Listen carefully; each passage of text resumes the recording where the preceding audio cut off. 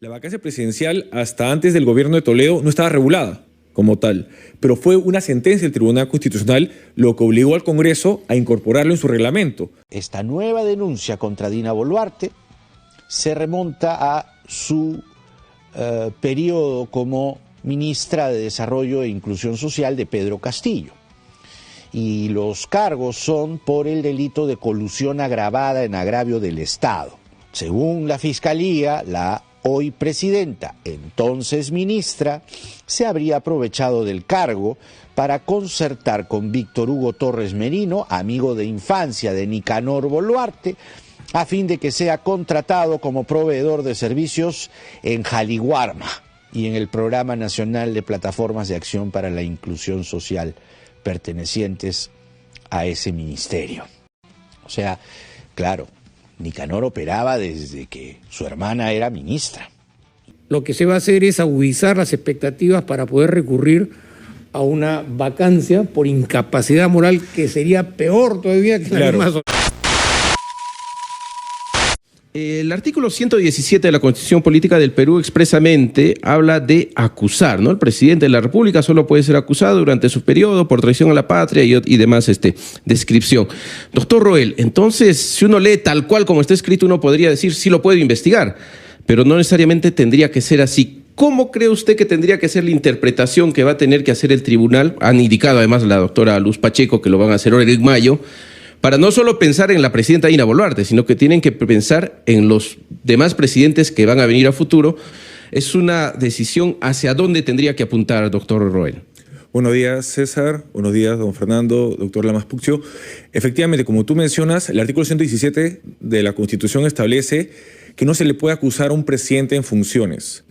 Lo importante que debemos tener en cuenta en relación a la materia que es las denuncias constitucionales que tiene la Presidenta de la República en la actualidad es que la denuncia constitucional tiene primero dos aristas. Primero, una denuncia constitucional puede ser de ante juicio político, es decir, levanto el fuero al alto funcionario público para que se le pueda iniciar la investigación ya fiscal propiamente dicha y luego la acusación.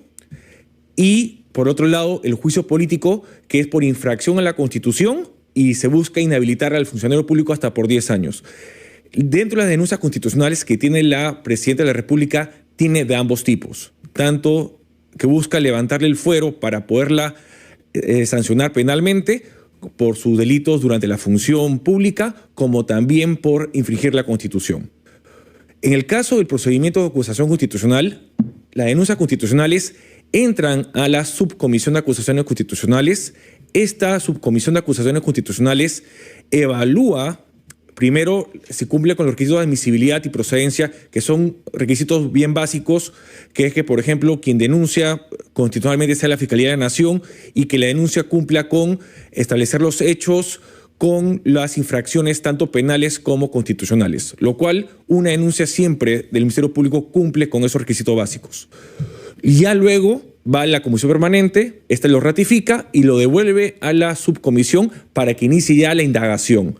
Durante la indagación, ahí no vamos a hablar propiamente dicho de una acusación como tal, porque ahí están recién evaluando, indagando, inclusive se hace un informe de hechos y de derecho que convocan a las partes, al denunciante, el Ministerio Público en este caso, como a la denunciada, que sería la presidenta con su abogado. Y luego, durante esas indagaciones, y que hay una audiencia, puede haber también probatorios que se ejecuten, que se realicen otro análisis de hechos, etc. Esto sería la posición, como se puede decir, intermedia, que permita, por un lado, fiscalizar, investigar a la presidenta o a los presidentes hasta cierto punto, y que ya luego que deje sus funciones pueda acusarlo como tal y obviamente derivar a las consecuencias jurídicas que he mencionado.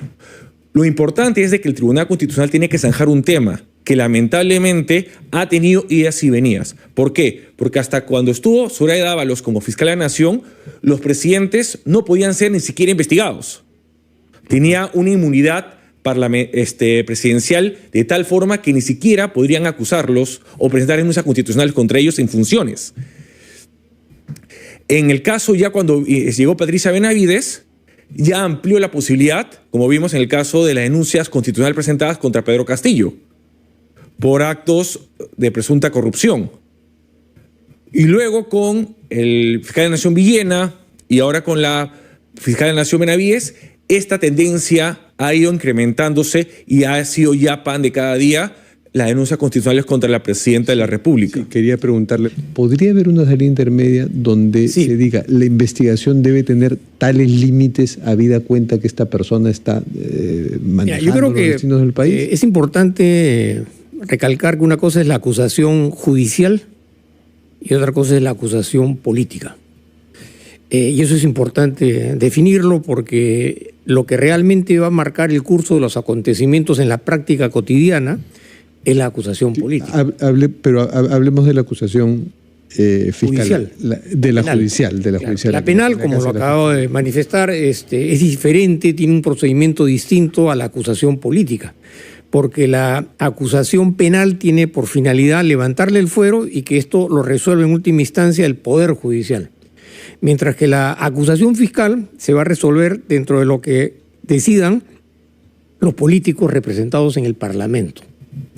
Y ahí hay que hacer una disquisición porque la separación de poderes en las condiciones actuales en el Perú no son tan claras como para decir efectivamente hay un equilibrio de poderes. Hemos visto, ya entrando un poco al terreno de la práctica, de que este Parlamento en realidad en algunas cosas juega en pared con el Ejecutivo. Y esa línea de entendimiento no puede estar divorciada de lo que pueda resolver el Parlamento.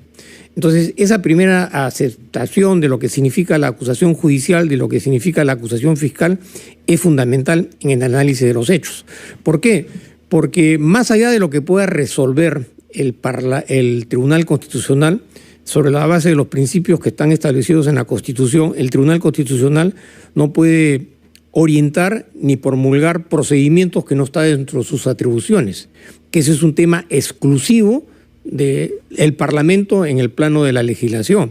En otras palabras, lo que resuelve el Tribunal Constitucional va a estar más orientado, entiendo yo, a las decisiones de contenido penal, en el sentido de lo que manifesté hace unos instantes, de que el Ministerio indaga, investiga y formaliza la acusación, que es el punto referencial sobre el cual estamos ahora conversando, sino también en cuanto a la situación particular de la señora Boluarte, que es el punto de conflicto, porque justamente es ella la que ha presentado esta demanda competencial.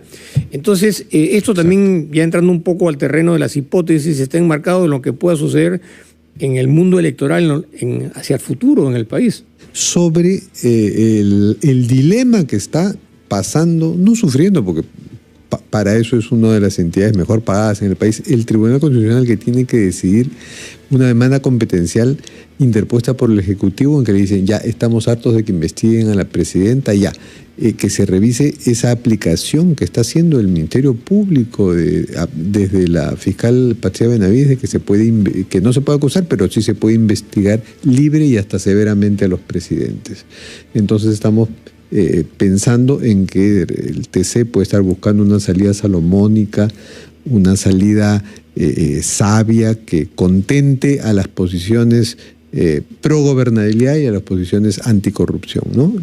Tenía la palabra Luis Roel. Muchas gracias, don Fernando. Efectivamente, ¿no? El Tribunal Constitucional tiene que decidir este tema, pero también hay que ponernos a pensar, creo que todos, que estamos en un Estado constitucional de derecho donde el principio de separación de poderes también no solo exige que los poderes del Estado no obstaculicen las funciones entre sí, que es lo que argumenta la presidenta, en cuanto a que las acciones del Ministerio Público y del Poder Judicial, porque son los dos codemandados, afectan las funciones regulares de su función como presidenta. Pero también hay que pensar que el principio de separación de poderes exige lo que se denomina el check and balance, el pesos y contrapesos, los controles entre los poderes. Y justamente el Ministerio Público, al ser también un órgano constitucionalmente autónomo, un poder del Estado, es también su deber controlar los actos de la presidenta de la República, del mandatario. Y esto es así tanto que, por ejemplo, la Defensoría del Pueblo con el doctor Walter Gutiérrez, Walter Gutiérrez, el anterior, presentó un informe en donde la inmunidad presidencial no es absoluta, porque ningún funcionario público tiene un poder absoluto Porque en un Estado, como repito, un Estado constitucional de derecho, no existen los poderes absolutos. Todo se encuentra limitado y controlado. Y el Ministerio Público está haciendo esa labor. Claro, ahora el Tribunal Constitucional tiene que determinar hasta qué punto ese control se encuentra limitado por la Constitución, y para ello el Tribunal tiene que hacer una interpretación coherente, sistemática y unitaria de la Constitución sobre hasta dónde llegan las funciones de la Presidencia de la República, hasta dónde llegan las funciones del Ministerio Público, del Poder Judicial respecto de ella, y ver un punto intermedio, como tú mencionas. Tal vez no es una salida salomónica, sino más bien una interpretación que sea conforme a la Constitución, que permita respetar el principio de separación de poderes, pero al mismo tiempo respetar los pesos y contrapesos dentro de nuestro Estado. Creo yo que, como bien lo señaló el doctor Lamas Puccio, el tribunal va a tener que diferenciar de lo que es la acusación penal de lo que es la acusación constitucional, porque en ambos existen límites que va a tener que establecer y determinar el Tribunal Constitucional. Ya lo hizo el Tribunal Constitucional en anteriores jurisprudencia cuando le tocó limitar lo que era la vacancia presidencial. La vacancia presidencial hasta antes del gobierno de Toledo no estaba regulada como tal, pero fue una sentencia del Tribunal Constitucional lo que obligó al Congreso a incorporarlo en su reglamento. Entonces, así que ustedes pueden apreciar que en el reglamento del Congreso establece artículo 89, procedimiento de acusación constitucional, y 89A, procedimiento de vacancia presidencial, y entre paréntesis, conforme a lo establecido por el Tribunal Constitucional. Entonces, creo que el Tribunal Constitucional hoy por hoy tiene un papel fundamental de poder establecer, no solo en los casos de Dina Boluarte, porque si el Tribunal Constitucional decide, por ejemplo, que no se puede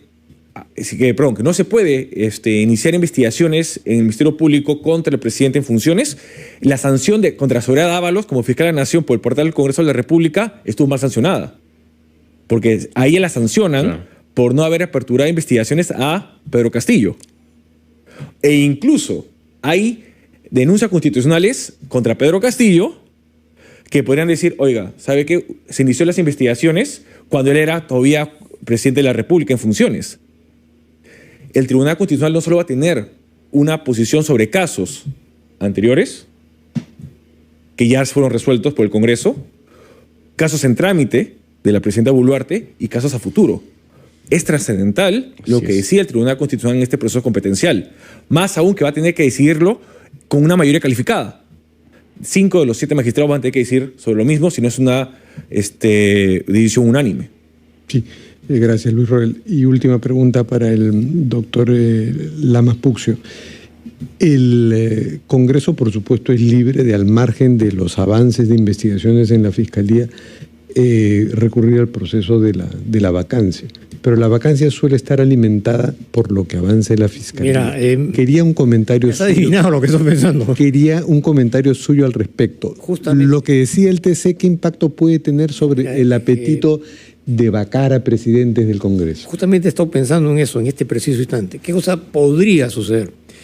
Hay un desbordamiento de contenido político respecto a la actitud de la señora Boluarte en la ciudadanía y también dentro del Parlamento, porque hay una oposición muy fuerte hacia ella y una serie de cuestionamientos.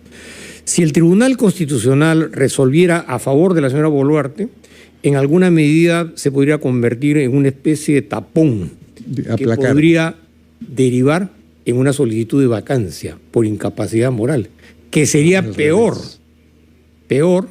que el mismo debate que estamos ahora respecto a cualquiera de las posiciones que se asuma. ¿Por qué? Porque más allá del aspecto meramente normativo, constitucional, interpretativo, jurídico, hay una situación de crisis dentro de la estructura del aparato del Estado, dentro del Parlamento y dentro de la sociedad. Y esa crisis se hace sensibilizado al máximo a puertas de un proceso electoral. Y hay una posición bastante cuestionable de la señora Boluarte dentro del Parlamento. Entonces, si efectivamente el Tribunal Constitucional resolviera a favor de la señora Boluarte en el sentido de que no puede ser investigada, lo que se va a hacer es agudizar las expectativas para poder recurrir a una vacancia por incapacidad moral, que sería peor todavía que la misma solución. Porque sería un desfogue. Porque mientras no tienes el desfogue de la acusación constitucional, que por lo menos puede llevar la investigación, puedes inclusive escucharla en los términos racionales dentro del procedimiento parlamentario. Si tú le cierras el procedimiento parlamentario, que tiene etapas, que tiene un procedimiento más extenso, vas al procedimiento express, que es la vacancia. Qué peor. Que sería el desfogue que tendría el Congreso frente a esta situación de que habría una impunidad de la presidenta en el actuar que ella tiene. Además que hay una actitud en camino. Exactamente, y hay voces de vacancia. Porque dicen que después de junio, cuando ya no tenga el peligro del Congreso de ser disuelto, listo, vamos a la vacancia. Claro. Tomando en cuenta que estamos en un año preelectoral, además. Agradecemos a ambos especialistas, tanto al doctor Luis Lamas Puccio, abogado penalista, y también al doctor Luis Roel, abogado constitucionalista. Lo cierto es que esta situación hemos llegado por culpa de los políticos, como decía el doctor Lamas, y no necesariamente al revés. Si te gusta el contenido del canal, te invito a que te suscribas, lo compartas y le des un fuerte golpe a la campana de notificaciones. Hagamos crecer esta comunidad informada. Hasta el próximo video.